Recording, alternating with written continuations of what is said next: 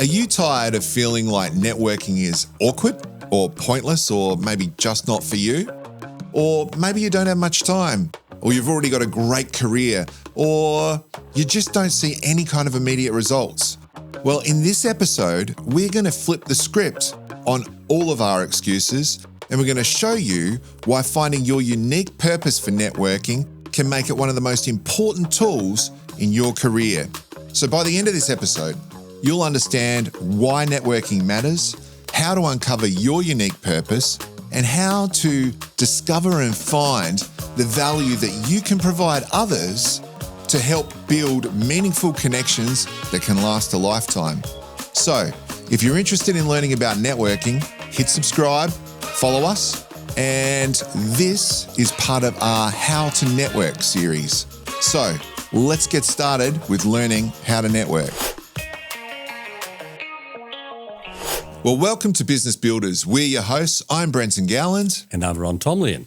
And Brenton, tell me, why do we bother? Why do we do this networking? Well, I think that's a really good question, right? Because if something's going to motivate you to network, you really need a good reason to do it. And I think the key reason in my mind is we don't get anything done without being involved with other people. There's literally nothing. You can't start a business. You can't really even, if you look at the makeup of us as relational human beings, we need other people. If you put someone in isolation for too much time, they go mad. Yeah. Right? And I think, what's that saying? It takes a tribe to form a mind, more than one person. So we're hardwired as people to need other people in our lives. So networking is really about finding our tribe to further our careers or achieve our business goals. Yeah. Yeah. And there's a great quote from Steve Jobs that says, great things in business are never done by one person. They're done by a team of people. And he lived by that maxim. If you think of all the people who are really successful in business, any name, they've got massive teams behind them or with them or running mates, because to be successful, you need other people, which is why networking is so important. So important. So let's go back to some of those excuses like, I'm in a well-paid job already. So what if you lose your job? Yeah. I mean, there's a LinkedIn survey that was done back in 2016 that found that 85% of jobs that were filled through networking, not by advertised jobs, but by people connecting with other people and finding out a position was vacant or that they were available for a job. 85%. That doesn't surprise me at all. I got to confess something here. I have never physically applied for a job. It's interesting. The very first job I ever got, my mother marched me into Woolworths as a 14-year-old, took me into the manager's office and said, my son needs a job. What do you got for him? He looked at me and said, what can you do? And I just went, I don't know. And I worked there for all of the rest of my schooling. And then every single time I got a job, it was by someone putting me in front of someone. I've never actually applied. Well, I'm not going to get you to do my resume. No, I know. It's something I learned how to do it at school, but it doesn't surprise me that 85% of people get jobs through their networks because it's actually a huge thing. Yeah, so the more extensive your network is, the more likelihood that you're going to get those connections that will help you in your career. Yeah, and I read this book a while back, and I can't remember who wrote it. I can find out, but it's called Dig Your Well Before You're Thirsty, meaning build your network before you need it. So if you're in a well-paid job and I can think of at least a few people at the moment who've been made redundant recently, and all of a sudden they've got to go out and find jobs, and they've got crickets, meaning they haven't got anywhere to go. So my advice to them is go out, have coffees with people, start to get your network active. And they've gone, that's exactly what I have to do. But because they've neglected their networks, they're going, wow, this is going to take some time. If you build your network, absolutely right, and something goes awry with your career or your job, you've got all these different people you can go to. And I've seen exactly the opposite happen. Like with me, whenever I've needed help or people, they've just been there. And I'm not saying I've been the best at keeping my network running, but I got a pretty good network. Yeah, you do. I'm an introvert. Yes, that's a massive excuse. Yeah. So isn't that a valid excuse? I'm an introvert. Well, Networking's not for me. back to what we said earlier, if you want to succeed in business or if you want to get a job, you have to network. I know a lot of introverts and who are very, very good at doing the one-to-one meetings. And that can really have the effect of building relationships quicker than just doing one-to-many. And I think introverts have a superpower that you and I don't have. They listen. I'm working on it. The important thing is there's no excuse by being an introvert for not going out and building your network. So let's get rid of that excuse. So what about if you're busy, Ron? Well, It's basically the same as what we said with having a career, isn't it? yeah. But here's the thing. Think about the consequences of not building a network. Yeah, you're busy. All you're really saying, it's not a priority for me. We're all busy in one way or another. Is it a priority for you? How important is your network? And we're going to find that out in our discussions today. Cool. What about, okay, so you're busy. What about, again, if you're comfortable with the status quo? It comes into the same bucket, really, doesn't it? Well, especially nowadays, standing still is moving backwards. And I think that we see it in so many different fields, but especially in people's careers or in their effectiveness as an executive or as a leader. If you're not doing things to build your network, you're moving backwards. Because networks, people retire, people move. You have to continually refresh. And as we'll discuss later, your purpose changes. So your network needs to evolve with your purpose. And here's an interesting little fact, but every year you will get about 22-ish% churn in your network. And if you don't keep up to date with what's going on, you will lose those people from your network. Okay, another one. I'm not seeing immediate results. Well, that's very, very common, but that's also, I think, akin to people starting out in networking. You've got to have a long-term view of networking that, and this goes back to the definition we had, which we'll revisit from our last episode, is it's about building career-long business relationships and meaningful relationships.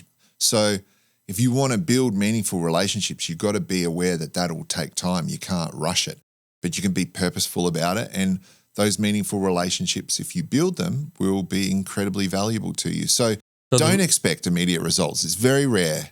So the results really are building the relationship. Yeah. So in this case, it's about mindset, in my view. You need to realize what networking is. It's a long-term play, not a short-term play.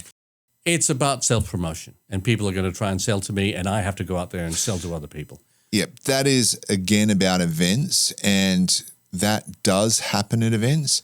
But I think if you, like anything, if you choose wisely, sure, if someone comes up to you and sells something, you're polite, but you find tools to exit conversations, don't you?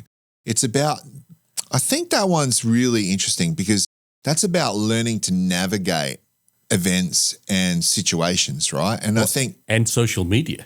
Yeah, well, and social media is easier because you just ignore it and put it in that, bucket of all the messages you don't read. But here's the thing. Don't throw the baby out with the bathwater. Yeah. I know some people say, I never looked at my LinkedIn feed anymore because it's just full of self-promotion and people trying to sell me stuff.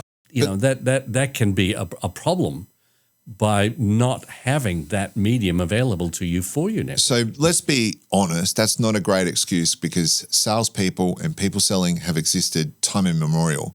As far back as you go, people have always tried to sell to us. The only thing that's probably changed is they've got greater shouting mechanisms or tools now to be able to get to us a lot quicker and be louder around us. We just have to upgrade our tools at being able to navigate those events and those kind of situations. I think the reverse of that excuse, it's about self-promotion, is that I don't feel comfortable selling. I'm not a salesperson. Yeah, a lot of people hate that label. And so I don't want to go out there and have to tell other people how good I am. I'm humble. Yeah. And I think, that's... Are you humble? That's what they're saying, not me. He's a humble guy, folks. He really is. But I had to take a chance to take a dig. Absolutely. Well, you get it. That doesn't happen often. I think the important thing is that if you don't feel comfortable with self-promotion, it doesn't matter because networking shouldn't be about self-promotion.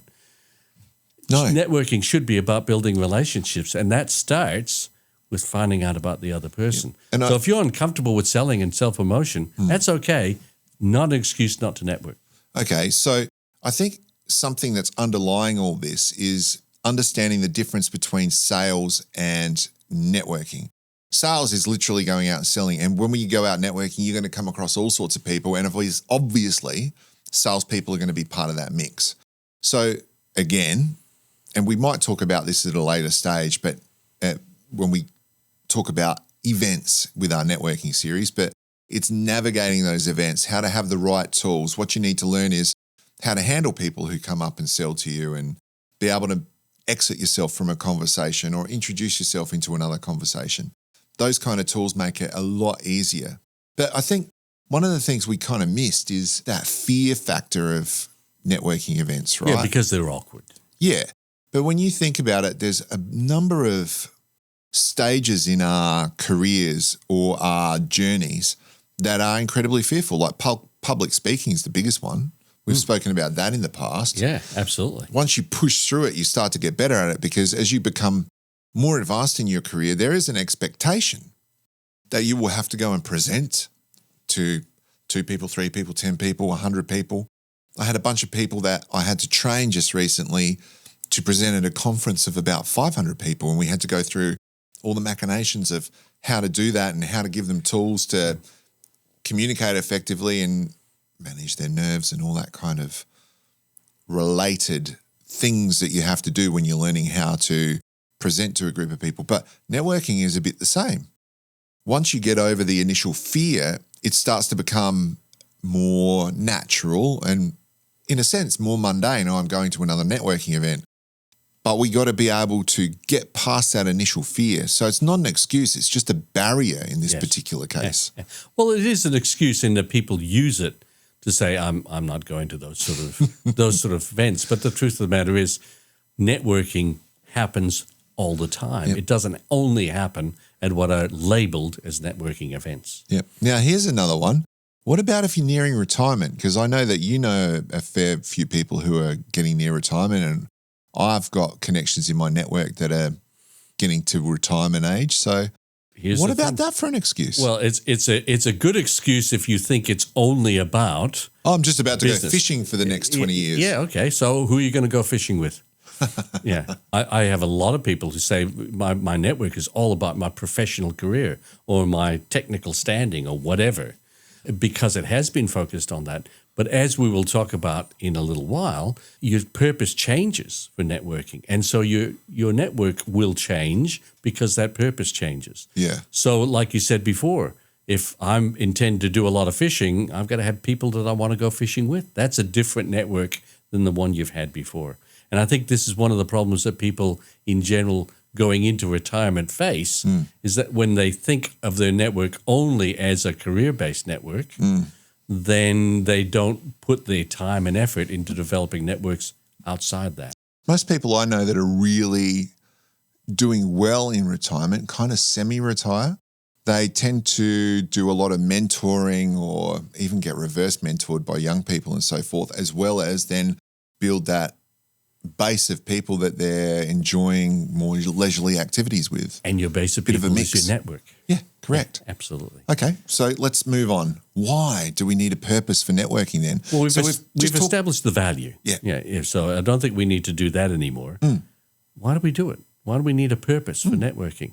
It's a good question, and I think it relates back to our definition. Yes. So I think you came up with it when we were talking about this before doing this episode, and I like the analogy. What was the analogy of the map?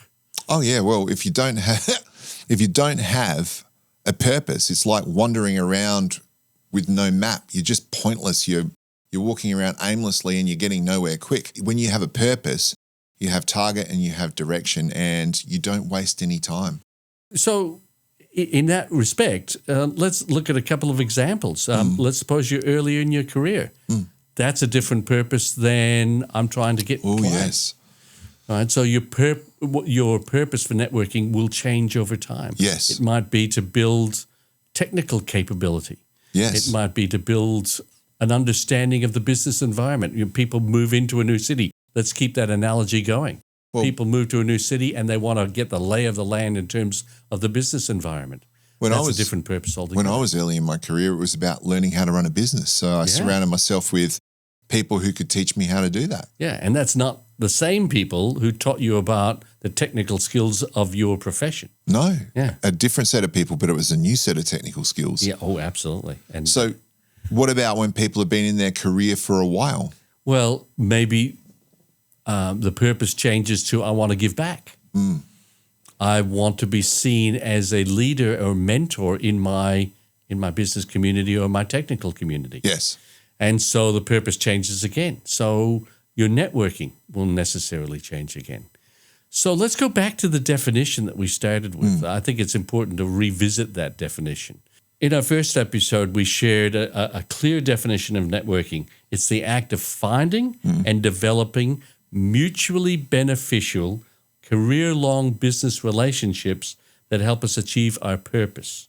This isn't about transactions. It's about building relationships that last. Now, I think there's an important element in all that. It's about the idea of mutual benefit. Yeah. 100%. So, yeah, building relationships about mutual benefit. But I also love that lifelong bit. Yeah. And that help us achieve our purpose. So there's a purpose to doing this networking stuff that's helping us achieve our purpose. What are the consequences of not having a purpose in your networking? Well, you don't get anywhere and you feel exactly all those excuses we talked about earlier is what starts to happen when you don't have a purpose for networking, in all seriousness. You will make excuses if you do not have a purpose. And if you do not have a purpose, that's why you don't get results. You know, I think they call people professional coffee drinkers who don't have a purpose for networking. I've heard it as professional visitors. Yes. Yeah, they're great people. They want to build a network. They don't know why. Yeah. So they'll have a coffee with anybody that can breathe. Time wasters. Agreed. So purpose will give you obviously things that you need to do, but also who you need to talk to. Yeah. And if you don't have a purpose, people won't take you seriously because all you become is that professional coffee drinker. Yeah, well, if you don't have a purpose, you just waste their time as well. And that's, to my way of thinking, that's sacrosanct. You don't waste other people's time. Think about Dunbar's number. We talked about that in the last episode.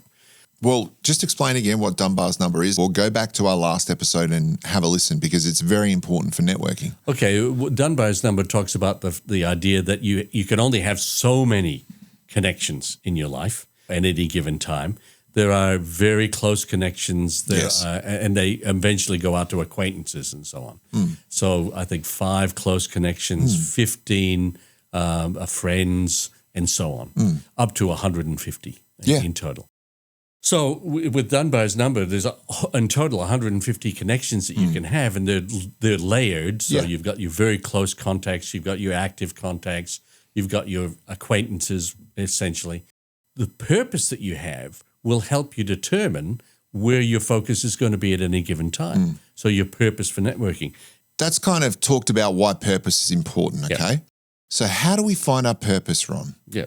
Well, I think it all starts with your purpose. Yeah. So the purpose for networking is influenced by your purpose at any given time. So I believe That's interesting. I think there are 3 steps or 3 questions you need to ask yourself. Number 1, what are my goals? What am I trying to achieve in the short, medium, and long term? That's question number 1. Question number 2, who can help me achieve what I'm trying to achieve? Who's going to help me do what I need to do in the short, medium, and long term? And then finally, and this I think is the most important, what value do I offer to them? Now, that's an interesting one because people are going to sit there and go, what do you mean, what value do I offer to them? Well, we've already established in the second question the value they're going to offer to you. But the truth of the matter is nobody's going to connect with you just because you're you. It starts with what value you can offer to them. Don't forget, our definition clearly states it's about mutual benefit. You're talking about who are the people who are going to help me achieve my purpose. The question you really need to ask is, how can I add value to them? How can I be of use, help them so that they can help me? Okay. So I think what you're saying is really interesting because it's the same as any strategic planning process, right? It's asking ourselves what we want to do in the short term, the medium term, and the long term. And of course, the best example of a short-term thing that we want to achieve is maybe getting a job. Maybe I'm in a position where I need to get a job. So you go out and you find people who can help you do that. In the medium term, it might be to surround yourself with people who can help you solve problems or introduce you to people. In the long term kind of landscape, it's probably padding your network out so that you can achieve the things that you want to achieve in 1 year, 2 years, and 3 years' time. So this is why it's really important to think it through. So I think the thing we need to really look at, though, is what you said was most important, and that is, what value do I have to offer? Because if we're at the start of our career, you're probably thinking as a budding entrepreneur or a budding business person, what value do I have to offer? You remember how awkward it used to be if you wanted to talk to someone in a senior role and you're a junior? How do I go about that? Why would they be interested in talking to me? I get that a lot in those because you're groups. A senior person. Yeah, no, but I get it with people coming into, for instance, the CEO groups. Yeah, 100%. Okay, so oftentimes they'll say, "Look, these people are formidable. What am I going to offer?" They can't see that the people sitting around the table have extensive experience. They have real credibility within their organizations and within their industries. What am I going to do? What am I going to offer? And people haven't asked themselves the question, what are they looking for? Yeah. What is valuable to them? And I often say to young people in particular coming into these groups, number one, you're a CEO. You have something that they don't have. Enthusiasm, willingness to learn, willingness to listen. If you utilize that, you have something that they need, because oftentimes those people at the middle or end of their careers are lacking in enthusiasm. They've forgot why they like what they do and the passion that they have. And so they're looking for other people to ask them questions, to remind them of why they're doing it. That's valuable to them. Yeah. And people should be utilizing that. So you're saying the enthusiasm that we carry can also be the value that we provide. Absolutely. Because if you're wondering, what does that mean? It means that your enthusiasm is infectious. If you want something more tangible, I remember reading this book years ago, and it was called The 20-Minute Networking Meeting, and it was all about trying to find a job through having a 20-minute networking meeting with someone. But the thing that it instilled upon people was to, instead of ask, and this goes back to our methodology that we shared in the first episode, if our methodology is give, ask, because if givers receive, right? So if you want to get anywhere with networking, you give first. You lead by example. If you go into a meeting and you ask, even if it's a senior executive, what can I do to help you? One, they're going to go, what do you mean, help me?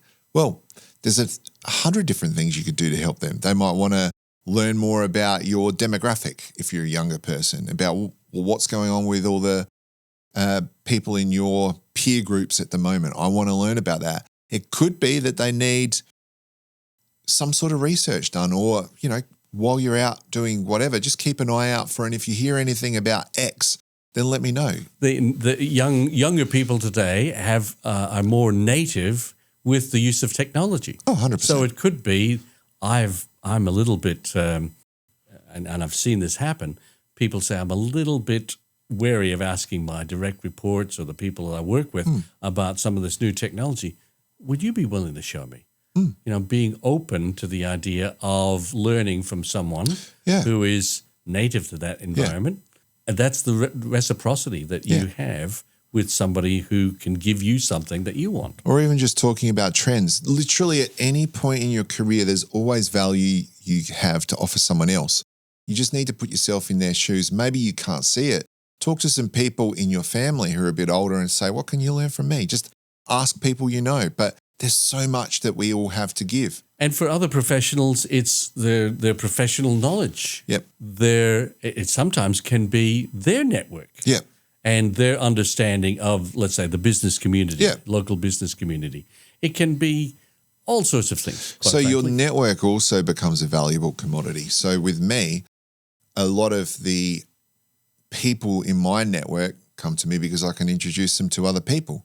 If I introduce people to other people, that gives me money in the goodwill bank, so that when I need something and I need to go to them and ask, that there's already money in that bank there, so that they'll be like, absolutely, I'll help you. And you got to actively look for ways you can help people, because if you are serving your network will grow and be healthy. And the best way to find out is to be, and you'll love this, genuinely curious about the other person and ask them questions about what they're looking for. Yeah, sure. So once you've established your value, which is what we were talking about there, it's really important to do that. We'll look at, well, how do I write my purpose statement? Well, I think it's important to have a purpose statement in the first place. Yeah. How do you do it? Well, start with your goal. Yeah.